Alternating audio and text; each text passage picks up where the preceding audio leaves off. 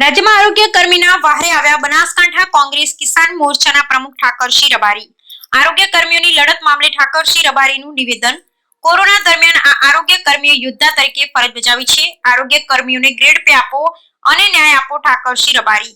રાજ્ય સરકાર અને આરોગ્ય મંત્રીને આરોગ્ય કર્મીઓની માંગ સ્વીકારવા કરી રજૂઆત। જો માંગ નહીં સ્વીકારી તો આગામી દિવસોમાં રાજ્યની જનતા આંદોલનના માર્ગે વળશે ઠાકરસિંહ રબારી। Bureau report Ramjibhai Raigor.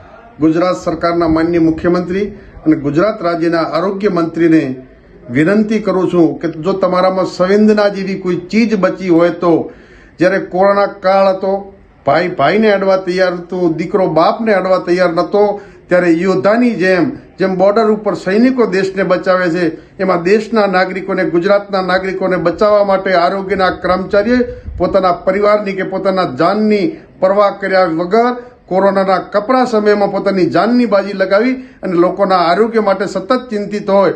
અને આપને જ્યારે આંદોલન કર્યું, આપની રાજ્ય સરકારે કહ્યું હતું કે અમે કમિટી નીમશું અને તમને ન્યાય આપશું। કમિટીમાં રાજ્ય સરકારના સચિવ કક્ષાના અધિકારીઓની 7 જણાની કમિટી રચાણી। એ કમિટીએ પણ એમ કીધું કે અમને ગ્રેડ પે અને કાયમી કરવા જોઈએ।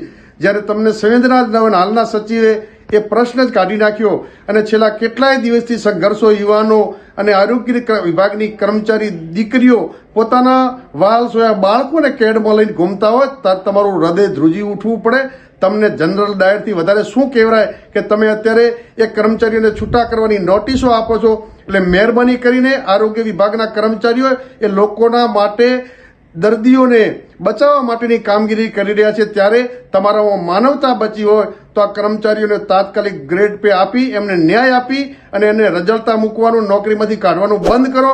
નહીં તો સમગ્ર ગુજરાતના તમામ જનતા જાગશે અને આંદોલન કરશે, જેની જવાબદારી રાજ્ય સરકારના આરોગ્ય મંત્રી અને મુખ્યમંત્રી રહેશે।